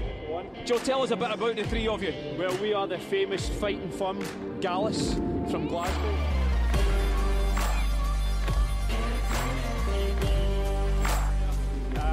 Love Celtic Boyhood Club. In fact, some of our wrestling gear is inspired by old kits, old retro kits and that. And in Blackpool at NXT UK Takeover, they two are going to retain their NXT UK Tag Champions. I'm going to take Walter's WWE UK Championship. And do you know what? I'm planning coming back here with another title and some more gold for the Gallus firm. Listen, guys, all the best in January. When it comes, we'll all be rooting for you. Great to have you on. Come out, show your support to the Gallus boys. Hail, hail! Ladies and gentlemen,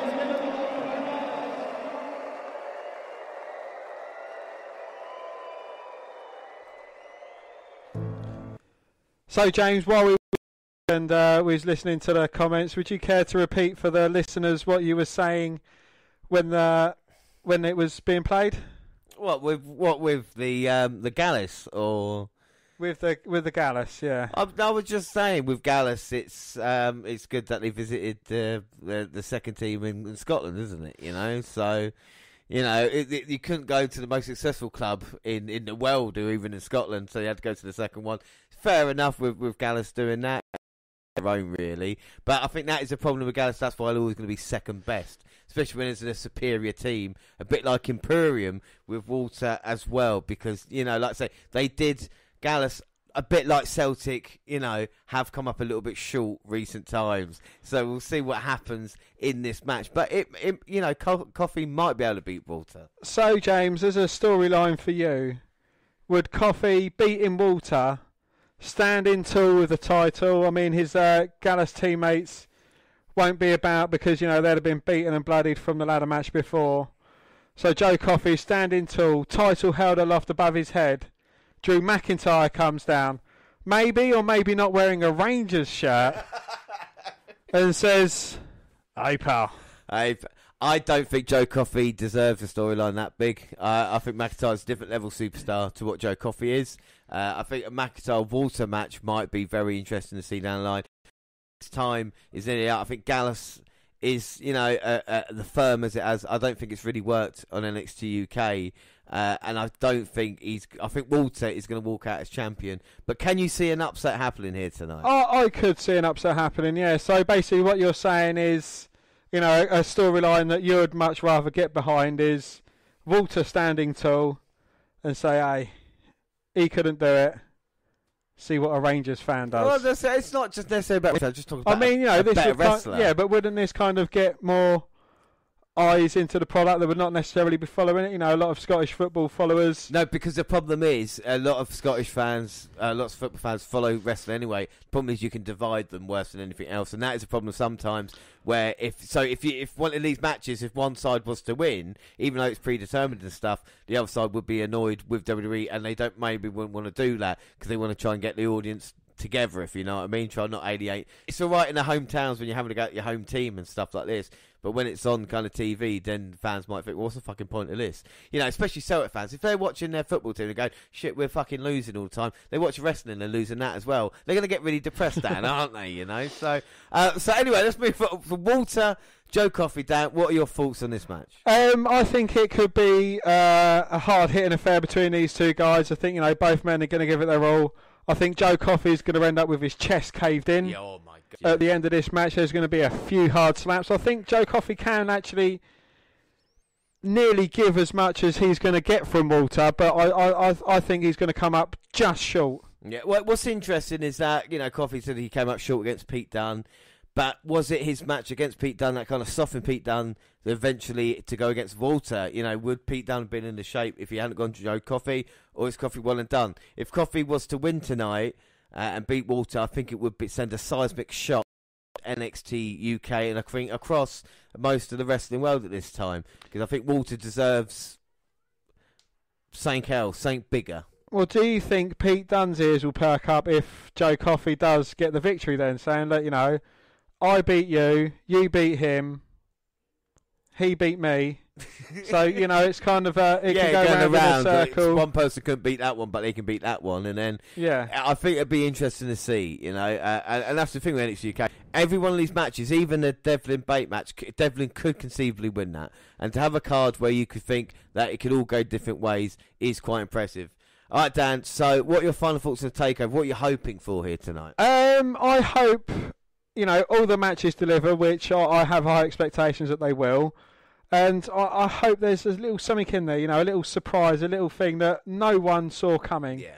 I'd like to see something come out of nowhere. Ooh, well, that is very good. Let's hope an excellent show, and it's as good as, like we say, the Wrestle Kingdom that we've seen, and the hope again that they can build this momentum and have a takeover sooner than August. I think that would be good for Takeover UK, and tonight they have a chance to steal the show. All right, let's just run through the schedule quickly, because we've got a huge schedule coming up, and of course, let's not forget our next episode is going to be WNR266. It's the NXT Takeover. The event in its entirety will be next weekend. 267, we'll be doing Worlds Collide, and that will be live on the 26th. And of course, we'll be live again 26th for the Rumble for WNR268. 269. Worlds Collide event in its entirety. We'll be releasing that on the 29th. 270 will be the Rumble event, and we'll release that the 1st of February. Then into February?